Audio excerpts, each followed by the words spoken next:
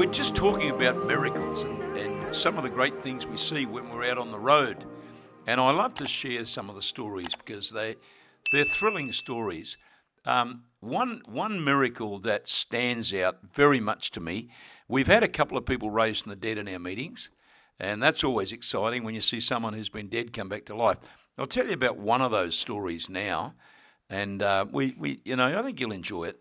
We're up in New Guinea, and we had the National Stadium in Port Moresby, and we were expecting a massive crowd. I had a great friend from America who was preaching with me, a guy called Rodney Howard-Brown was sharing with me, and we'd put a lot of money into the crusade or the campaign, which is probably a better term, and it was going to be exciting except for one miserable thing. It poured with rain, and we'd had a very significant miracle in the morning.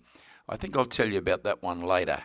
It was a significant thing in the morning that I remember greatly, and I'll save that.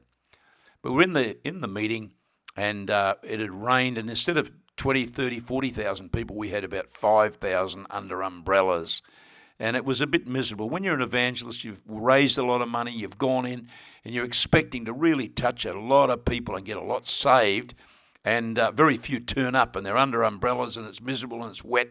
You feel pretty dejected. And I was sort of saying to the Lord, what's happening? And I was up on the platform, and it started to really rain, and people were under their covers, and some were leaving. And I remember it got to the point where water was all over the platform, and there were sparks coming out of the sound system, and stuff was just going crazy. And I said to all the Papua New Guinea musicians, time to leave, the Titanic's about to sink. And they were jumping off the platform. And I thought, Lord, and I went over. Rodney Howard-Brown was closing the meeting, and I said, Rodney, I'm going. This place has gone crazy.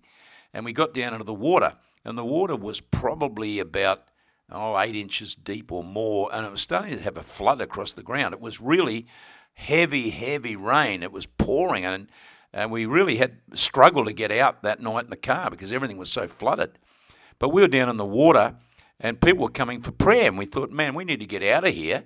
But they kept coming, and we're praying for them, and they're going out under the power of God into the water, getting healed and getting baptized at the same time. And we had a guy with us, and his name is Craig.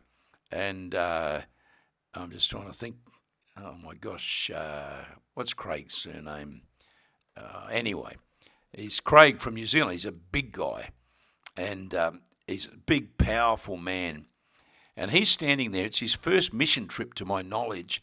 And a lady, her little child had died in the hospital. And she had basically got the death certificate and then came to the meeting carrying a dead child. And his name's Buck Rogers, Craig Rogers. And Buck Rogers is an old TV show. Anyway, this lady came down and shoved this little dead baby into Craig's arms. And Craig thought, what am I going to do? He's probably hoping to get a headache to pray for or some minor stuff to warm up on. And he gets a dead baby put in his arms. And our team gathered around. This baby had been dead, I would imagine, at least an hour and a half. And they gathered around. It could have been more. They gathered around, took authority. The baby started crying. And they handed this little child alive and well back into mum's arms. And I think about it now, and that's probably 10, 15 years ago, maybe more. And now that little child that was about 3 would be probably 18 or 20, might be older, could be married now. And it's an exciting thing to think that in a couple of moments of time, because we were there, we changed we were involved in a miracle that turned someone's eternity around, changed their destiny. Who knows, that young person might wind up one of the great preachers in the nation. That's a great story. I love sharing these things. They're wonderful things that happen with us when we're on the road. So we'll share some more of these. I hope you enjoyed that.